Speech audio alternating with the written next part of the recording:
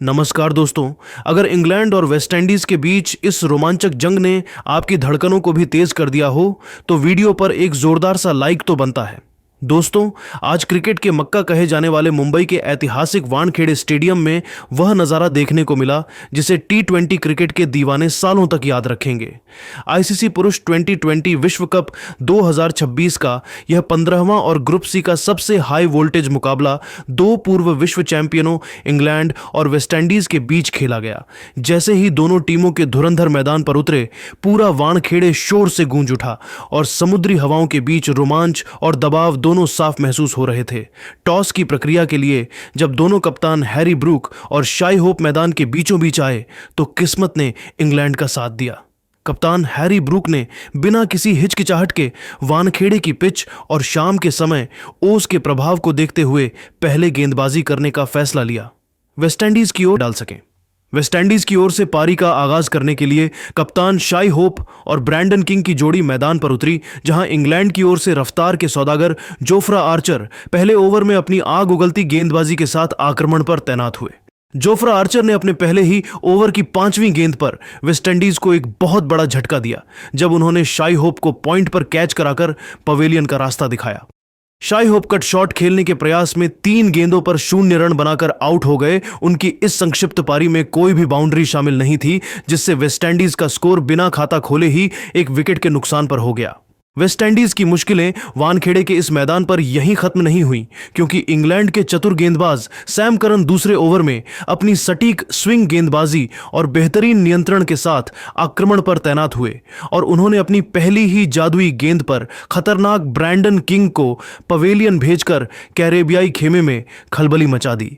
Brandon king cover के ऊपर से एक बड़ा और साहसी शॉट खेलने के प्रयास में अपनी टाइमिंग पूरी तरह मिस कर गए, जिससे वह मात्र 3 गेंदों पर 1 रन बनाकर आउट हो गए। उनकी इस संक्षिप्त पारी में कोई भी रन या बाउंड्री शामिल नहीं थी, जिससे वेस्टइंडीज की टीम पावर प्ले के शुरुआती क्षणों में ही गहरे दबाव में आ गई। इसके बाद मैदान के बीचों बीच शिमरॉन हेटमायर और रोस्टन चेज की जोड़ी ने लड़खड़ाती पारी को संभालने की जिम्मेदारी अपने कंधों पर ली, जहां जोफ्रा आर्चर तीसरे ओवर में अपनी आग उगलती गेंदबाजी को जारी रखने के लिए वापस मोर्चे पर आए। शिमरॉन हेटमायर ने आर्चर की पहली ही गेंद की रफ्तार का फायदा उठाते हुए एक शानदार और कलात्मक अपरकट जड़कर चौका बटोरा और अपने आक्रामक इरादे स्पष्ट कर दिए, जहां उनके साथी रोस्टन चेज ने भी इसी ओवर में एक कड़क कवर ड्राइव मारकर शानदार बाउंड्री हासिल की। सैम करन चौथे ओवर में दोबारा गेंदबाजी करने के लिए मोर्चे पर तैनात हुए, जहां हेटमायर ने अपना रौद्र रूप दिखाते हुए एक गगनचुंबी छक्का और एक कड़क चौका जड़कर इस ओवर से कुल 11 रन बटोर लिए और रनों की गति को गति प्रदान की। पारी के 5वें ओवर में स्पिन के जाल को बुनने के लिए विल जैक्स 5वें ओवर में अपनी गेंदबाजी के साथ आक्रमण पर तैनात हुए, लेकिन रोस्टन चेज और हेटमायर ने उन पर बिना किसी देरी के धावा बोल दिया। इन दोनों अनुभवी बल्लेबाजों ने विल जैक्स के इस महंगे ओवर में 3 लगातार दर्शनीय चौके और एक विशाल छक्का जड़कर कुल 19 रन अपनी टीम के खाते में जोड़े, जिससे वेस्टइंडीज का स्कोर तेजी से सम्मानजनक स्थिति की ओर बढ़ने लगा। हालांकि इंग्लैंड को तीसरी बड़ी और सबसे महत्वपूर्ण सफलता जेमी ओवर्टन ने दिलाई, जो छठे ओवर में अपनी तेज गेंदबाजी और अतिरिक्त उछाल के साथ आक्रमण पर तैनात हुए थे। शिमरॉन हेटमायर एक छोटी गेंद पर अपना पसंदीदा पुल शॉट खेलने के प्रयास में बाउंड्री पर लपके गए, जिससे वह 12 गेंदों पर 23 रन बनाकर आउट हो गए। उनकी इस छोटी मगर आक्रामक पारी में 2 कड़क चौके और 2 शानदार छक्के शामिल थे। पावर प्ले की सफल समाप्ति के बाद वेस्टइंडीज का स्कोर 3 विकेट के नुकसान पर 50 रनों के जादुई आंकड़े को पार कर चुका था, जहां रोस्टन चेज एक छोर पर चट्टान की तरह मजबूती से संभाले हुए थे। पारी के मध्य ओवरों में नियंत्रण बनाने के लिए जादुई स्पिनर आदिल राशिद 8वें ओवर में अपनी रहस्यमयी फिरकी गेंदबाजी के साथ आक्रमण पर तैनात हुए और उन्होंने अपनी सटीक लाइन से कैरेबियाई बल्लेबाजों को रनों के लिए पूरी तरह तरसा दिया। जेमी ओवर्टन 8वें ओवर में दोबारा अपनी रफ्तार के साथ गेंदबाजी करने के लिए आए, जहां रोस्टन चेज ने अपनी किस्मत के दम पर एक भाग्यशाली चौका जड़कर अपना व्यक्तिगत स्कोर आगे बढ़ाया। हालांकि आदिल राशिद ने खेल के 10वें ओवर में अपनी एक जादुई गुगली पर रोस्टन चेज को पूरी तरह चकमा देकर प्लम्ब एलबीडब्ल्यू कर दिया, जिससे वेस्टइंडीज को बहुत बड़ा झटका लगा। रोस्टन चेज राशिद की उस गुगली को पढ़ने के प्रयास में पूरी तरह विफल रहे और 29 गेंदों पर 34 रन बनाकर आउट हो गए। उनकी इस संघर्षपूर्ण और महत्वपूर्ण पारी में 6 कड़क चौके शामिल थे। रोस्टन चेज के जाने के बाद मैदान पर कप्तान रोवमैन पॉवेल और विस्फोटक बल्लेबाज शेरफेन रदरफोर्ड की जोड़ी ने मोर्चा संभाला, जहां विल जैक्स 12वें ओवर में दोबारा गेंदबाजी करने के लिए मोर्चे पर तैनात हुए। शेरफेन रदरफोर्ड ने विल जैक्स के इस ओवर में अपनी बाहुबली ताकत का प्रदर्शन करते हुए 2 लगातार विशाल छक्के जड़कर स्टेडियम में मौजूद हजारों प्रशंसकों को मंत्रमुग्ध कर दिया, जिससे वेस्टइंडीज की रणगति में एक बार फिर जबरदस्त उछाल आया। जोफ्रा आर्चर 13वें ओवर में अपनी प्रचंड रफ्तार के साथ दोबारा आक्रमण पर वापस बुलाए गए, लेकिन रदरफोर्ड और पॉवेल की जोड़ी ने उनके खिलाफ भी अपना आक्रामक रुख बरकरार रखा। रदरफोर्ड ने आर्चर की एक तेज गेंद पर अपनी कलाइयों का जादू दिखाया और टॉप एज के जरिए एक छक्का बटोरा, जबकि रोवमैन पॉवेल ने 2 शानदार और कड़क चौके जड़कर इस ओवर से कुल 17 रन निकाल लिए। इंग्लैंड की ओर से स्पिन आक्रमण को जारी रखते हुए लियाम डॉसन 14वें ओवर में अपनी कसी हुई स्पिन गेंदबाजी के साथ आक्रमण पर तैनात हुए, जहां शेरफेन रदरफोर्ड ने उनके सिर के ऊपर से एक दर्शनीय और विशाल छक्का जड़कर अपनी बेजोड़ ताकत का लोहा मनवाया। वेस्टइंडीज की पारी अब पूरी तरह से अपनी लय में नजर आ रही थी और एक बहुत बड़े स्कोर की ओर बढ़ रही थी, लेकिन आदिल राशिद 15वें ओवर में अपनी अंतिम उम्मीद के तौर पर दोबारा गेंदबाजी करने के लिए मोर्चे पर तैनात हुए। राशिद ने अपनी एक चतुराई भरी टॉस्ड अप गेंद पर कप्तान रोवमैन पॉवेल को बड़े शॉट के लिए ललचाया और उन्हें लॉन्ग ऑफ पर खड़े क्षेत्र रक्षक के हाथों कैच कराकर आउट कर दिया। रोवमैन पॉवेल एक बड़ा हवाई शॉट खेलने के प्रयास में 13 गेंदों पर 14 रन बनाकर आउट हो गए। उनकी इस पारी में 2 कड़क चौके शामिल थे, जिससे वेस्टइंडीज की पारी एक बार फिर थोड़े दबाव में आ गई। खेल के 15 ओवरों की निर्धारित समाप्ति के बाद वेस्टइंडीज का स्कोर 5 विकेट के नुकसान पर 130 रनों के आंकड़े तक पहुंच चुका था, जहां शेरफेन रदरफोर्ड 27 गेंदों पर 43 रन पर नाबाद रहकर इंग्लैंड के गेंदबाजों के लिए खतरा बने हुए थे। उनके साथ अनुभवी जेसन होल्डर 3 गेंदों पर 1 रन बनाकर नाबाद क्रीज पर डटे हुए थे और वेस्टइंडीज की टीम एक बड़े स्कोर की ओर बढ़ रही थी। इंग्लैंड की ओर से आदिल राशिद ने शानदार गेंदबाजी करते हुए 2 महत्वपूर्ण विकेट झटके थे और मैच अब एक बहुत ही रोमांचक मोड़ पर खड़ा था। खेल के पहले 15 ओवरों की सफल समाप्ति के बाद वेस्टइंडीज की टीम ने 5 विकेट के नुकसान पर 130 रनों का एक सम्मानजनक स्कोर खड़ा कर लिया था, जहां मैदान के चारों ओर चौकों और छक्कों की गूंज सुनाई दे रही थी। खेल के 16वें ओवर में इंग्लैंड के तेज गेंदबाज जेमी ओवर्टन 16वें ओवर में अपनी तेज गेंदबाजी और अतिरिक्त उछाल के साथ दोबारा आक्रमण पर तैनात हुए, ताकि वेस्टइंडीज के बढ़ते कदमों पर लगाम लगाई जा सके। शेरफेन रदरफोर्ड आज एक अलग ही अलौकिक लय में नजर आ रहे थे और उन्होंने जेमी ओवर्टन की दूसरी ही गेंद पर एक प्रलयकारी पुल शॉट जड़कर गेंद को डीप बैकवर्ड स्क्वायर लेग के ऊपर से स्टैंड्स में पहुंचा दिया और अपना एक शानदार अर्धशतक पूरा किया।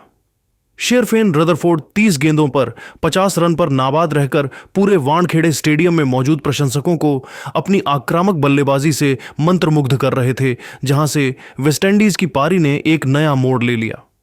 पारी के 17वें ओवर में इंग्लैंड के सबसे भरोसेमंद ऑलराउंडर सैम करन 17वें ओवर में अपनी विविधता भरी गेंदबाजी के साथ मोर्चे पर तैनात हुए, लेकिन अनुभवी जेसन होल्डर ने उनके स्वागत में कोई कमी नहीं छोड़ी। जेसन होल्डर ने सैम करन की लगातार 3 गेंदों पर 3 विशाल और गगनचुंबी छक्के जड़कर वेस्टइंडीज के स्कोर को मात्र 16.3 ओवरों में ही 150 रनों के जादुई आंकड़े के पार पहुंचा दिया। होल्डर की इस बाहुबली ताकत ने इंग्लैंड के कप्तान हैरी ब्रुक के चेहरे पर चिंता की लकीरें खींच दी थीं, क्योंकि वानखेड़े का मैदान अब छोटा पड़ता नजर आ रहा था, जहां जेसन होल्डर 10 गेंदों पर 20 रन पर नाबाद होकर खेल रहे थे। इसी ओवर की समाप्ति पर वेस्टइंडीज का स्कोर 5 विकेट के नुकसान पर 161 रनों तक जा पहुंचा था, जिससे रनों की बारिश अब अपनी चरम सीमा पर पहुंच चुकी थी। खेल के 18वें ओवर में दुनिया के सबसे जादुई लेग स्पिनर आदिल राशिद 18वें ओवर में अपना अंतिम स्पेल डालने के लिए आक्रमण पर तैनात हुए, जहां शेरफेन रदरफोर्ड को एक बहुत बड़ा जीवन दान मिला। रदरफोर्ड ने राशिद की एक गेंद पर बड़ा हवाई शॉट खेलने का प्रयास किया, लेकिन गेंद हवा में बहुत ऊंची चली गई, जिसे खुद आदिल राशिद ने कैच करने का प्रयास किया, पर वे इसे टपका बैठे, जिससे पूरा वानखेड़े स्टेडियम शोर से गूंज उठा। शेरफेन रदरफोर्ड इस जीवनदान का फायदा उठाते हुए 36 गेंदों पर 60 रन पर नाबाद रहकर इंग्लैंड के गेंदबाजों के लिए काल बने हुए थे। खेल के 19वें ओवर में रफ्तार के सौदागर जोफ्रा आर्चर 19वें ओवर में अपनी डेथ ओवर गेंदबाजी का कौशल दिखाने के लिए वापस आक्रमण पर तैनात हुए, जहां जेसन होल्डर ने उनकी रफ्तार का बखूबी इस्तेमाल किया। होल्डर ने आर्चर की एक लो फुल टॉस गेंद पर कलात्मक शॉट खेलते हुए चौका बटोरा और टीम के 170 रनों को पूरा किया, जिसके बाद रदरफोर्ड ने भी इसी ओवर में एक शानदार छक्का जड़कर दोनों बल्लेबाजों के बीच 50 रनों की महत्वपूर्ण साझेदारी पूरी कर दी। पारी का अंतिम और सबसे विध्वंसक ओवर फेंकने की जिम्मेदारी एक बार फिर जेमी ओवर्टन को सौंपी गई, जो 20वें ओवर में अपनी गेंदबाजी करने के लिए मोर्चे पर तैनात हुए। जेसन होल्डर ने इस ओवर की दूसरी गेंद पर अपनी ताकत का लोहा मनवाते हुए लॉन्ग ऑन के ऊपर से एक और गगनचुंबी छक्का जड़ा, जिससे स्कोर 190 के करीब पहुंच गया। हालांकि इसी ओवर की चौथी गेंद पर जेमी ओवर्टन ने अपनी शानदार वापसी की और जेसन होल्डर को एक और बड़ा शॉट खेलने के चक्कर में बाउंड्री पर लपकवा दिया।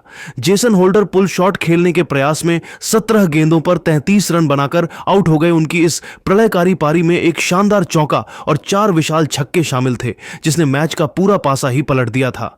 होल्डर के आउट होने के बाद रोमारियो शेफर्ड बल्लेबाजी के लिए मैदान पर आए और उन्होंने अंतिम गेंदों पर संघर्ष करते हुए वेस्टइंडीज के स्कोर को और आगे बढ़ाया, जहां जेमी ओवर्टन ने रदरफोर्ड को अंतिम गेंद पर एक जीवनदान भी दिया। शेरफेन रदरफोर्ड ने इस ओवर की अंतिम गेंद पर एक और कड़क प्रहार किया और गेंद को सीमा रेखा के बाहर 6 रनों के लिए भेजकर पारी का शानदार अंत किया। वेस्टइंडीज की पूरी टीम ने निर्धारित 20 ओवरों के खेल की अत्यंत सफल समाप्ति के बाद 6 विकेट के नुकसान पर 196 रनों का एक बहुत ही विशाल और चुनौतीपूर्ण स्कोर खड़ा किया, जहां शेरफेन रदरफोर्ड 42 गेंदों पर 76 रन पर नाबाद लौटे। शेरफेन रदरफोर्ड की इस ऐतिहासिक और विस्फोटक पारी में 2 कड़क चौके और 7 शानदार छक्के शामिल थे, जिसने इंग्लैंड के गेंदबाजों के आत्मविश्वास को पूरी तरह से चकनाचूर कर दिया।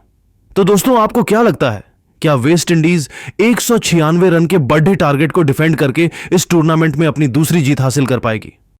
वानखेड़े स्टेडियम की मशहूर और जगमगाती रोशनी के बीच जब 197 रनों के विशाल और चुनौतीपूर्ण लक्ष्य का पीछा करने के लिए इंग्लैंड की सलामी जोड़ी फील साल्ट और जोस बटलर मैदान पर उतरी, तो पूरे मुंबई में एक जबरदस्त रोमांच छा गया था। वेस्टइंडीज की ओर से गेंदबाजी की शुरुआत करने के लिए अकील हुसैन पहले ओवर में अपनी सटीक स्पिन गेंदबाजी के साथ आक्रमण पर तैनात हुए, जहां फील साल्ट ने उनकी पहली ही गेंद पर मिड ऑफ के ऊपर से एक शानदार लॉफ्टेड शॉट खेलकर चौका जड़ा और अपने इरादे स्पष्ट कर दिए। पारी का दूसरा ओवर फेंकने के लिए अनुभवी जेसन होल्डर अपनी मध्यम तेज गेंदबाजी के साथ आक्रमण पर तैनात हुए, जहां फील साल्ट ने उनके खिलाफ पूरी तरह से अपना रौद्र रूप दिखाया। साल्ट ने होल्डर के इस ओवर में 2 गगनचुंबी छक्के और 3 कड़क चौके जड़कर एक ही ओवर से कुल 24 रन बटोर लिए, जिससे इंग्लैंड की रन गति 7वें आसमान पर पहुंच गई। अकील हुसैन तीसरे ओवर में दोबारा गेंदबाजी करने के लिए मोर्चे पर तैनात हुए, जहां जोस बटलर ने अपनी चतुराई का परिचय देते हुए एक रिवर्स स्वीप के जरिए अपना पहला चौका बटोरा और स्कोरबोर्ड को गति प्रदान की। इंग्लैंड की इस विनाशकारी शुरुआत को रोकने के लिए वेस्टइंडीज के कप्तान ने रोमारियो शेफर्ड को खेल के चौथे ओवर में अपनी तेज गेंदबाजी के साथ आक्रमण पर तैनात किया, जहां उन्होंने पहली बड़ी सफलता हासिल की। फिल साल्ट एक छोटी गेंद पर बड़ा शॉट खेलने के प्रयास में 14 गेंदों पर 30 रन बनाकर आउट हो गए। उनकी इस आतिशी पारी में 4 कड़क चौके और 2 शानदार छक्के शामिल थे। साल्ट के आउट होने के बाद युवा जैकब बेथेल बल्लेबाजी के लिए मैदान पर आए और उन्होंने रोमारियो शेफर्ड की ही अंतिम गेंद पर एक कड़क पंच मारकर अपना पहला चौका हासिल किया।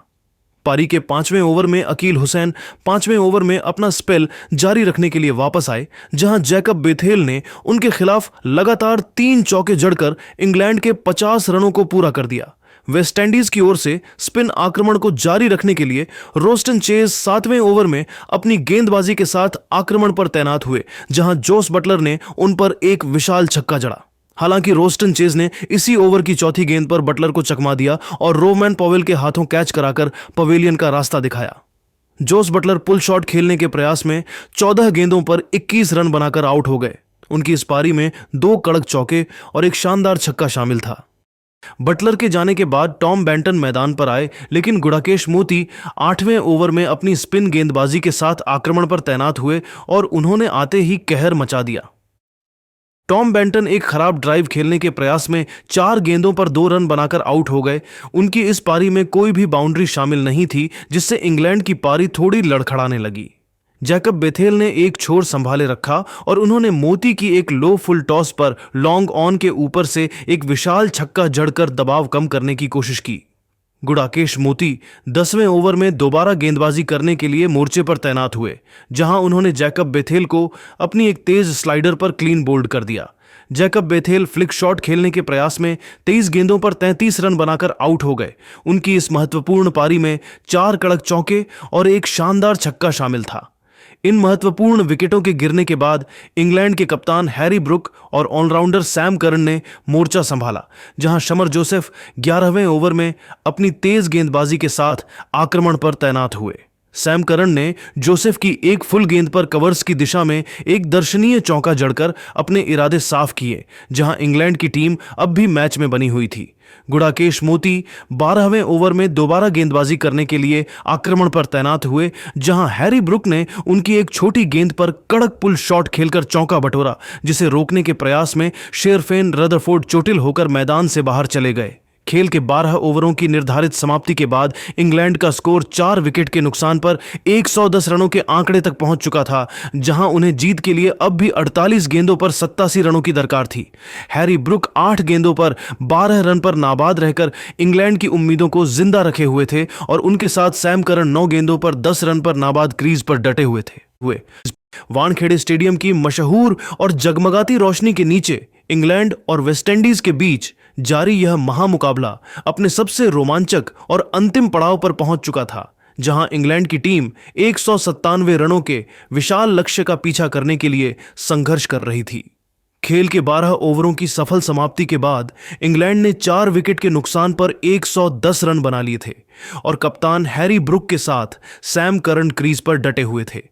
खेल के 13वें ओवर में ऑफ स्पिनर रोस्टन चेज 13वें ओवर में अपनी कसी हुई गेंदबाजी के साथ आक्रमण पर तैनात हुए, जहां सैम करन ने उनकी अंतिम गेंद पर अपनी ताकत का परिचय देते हुए एक कड़क पुल शॉट जड़ा और गेंद को डीप मिड विकेट बाउंड्री के बाहर 4 रनों के लिए भेज दिया।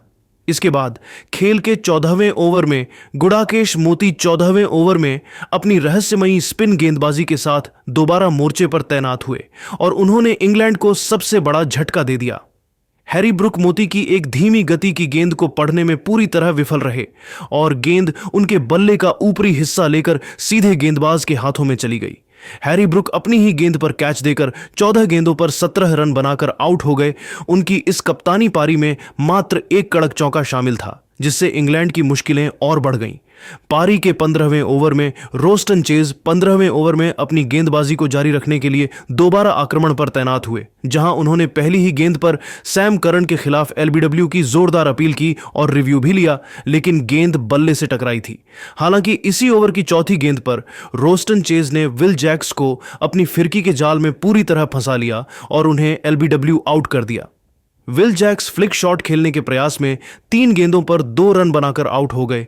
उनकी इस पारी में कोई भी बाउंड्री शामिल नहीं थी, जिससे इंग्लैंड का स्कोर 6 विकेट के नुकसान पर 125 रनों पर पहुंच गया। खेल के 16वें ओवर में अकील हुसैन 16वें ओवर में अपना अंतिम स्पेल डालने के लिए आक्रमण पर तैनात हुए, जहां उन्होंने जेमी ओवर्टन को अपनी जादुई फिरकी पर चकमा दे दिया। जेमी ओवर्टन बड़ा हवाई शॉट खेलने के प्रयास में 6 गेंदों पर 5 रन बनाकर आउट हो गए। उनकी इस पारी में कोई भी बड़ा शॉट शामिल नहीं था और लॉन्ग ऑफ पर रोमैन पॉवेल ने एक अद्भुत कैच लपककर उन्हें पवेलियन भेजा। इंग्लैंड की उम्मीदें अब केवल सैम करन पर टिकी थीं, जहां खेल के 17वें ओवर में शमर जोसेफ 17वें ओवर में अपनी प्रचंड रफ्तार के साथ डेथ ओवरों में गेंदबाजी करने के लिए मोर्चे पर तैनात हुए। जोफ्रा आर्चर ने जोसेफ की तीसरी गेंद पर अपनी कलात्मकता दिखाते हुए एक शानदार स्कूप शॉट खेला और गेंद को शॉर्ट फाइन लेग के ऊपर से 4 रनों के लिए भेज दिया। इसके बाद खेल के 18वें ओवर में अनुभवी जेसन होल्डर 18वें ओवर में अपनी गेंदबाजी का अनुभव दिखाने के लिए आक्रमण पर तैनात हुए, जहां उन्होंने अपनी ही गेंद पर जोफ्रा आर्चर को रन आउट कर दिया। जोफ्रा आर्चर आलस दिखाते हुए क्रीज से बाहर रह गए और 4 गेंदों पर 6 रन बनाकर आउट हो गए। उनकी इस पारी में एक कड़क चौका शामिल था। सैम करन ने इसी ओवर की अंतिम गेंद पर अपनी बाजू खोलते हुए एक विशाल और गगनचुंबी छक्का जड़ा, जिसने गेंद को लॉन्ग ऑफ स्टैंड्स में पहुंचा दिया और मैच में रोमांच को फिर से जिंदा कर दिया। मैच अब अंतिम ओवरों की ओर बढ़ रहा था, जहां खेल के 19वें ओवर में शमर जोसेफ 19वें ओवर में दोबारा अपनी रफ्तार के साथ आक्रमण पर तैनात हुए और उन्होंने इस ओवर में इंग्लैंड की हार लगभग तय कर दी।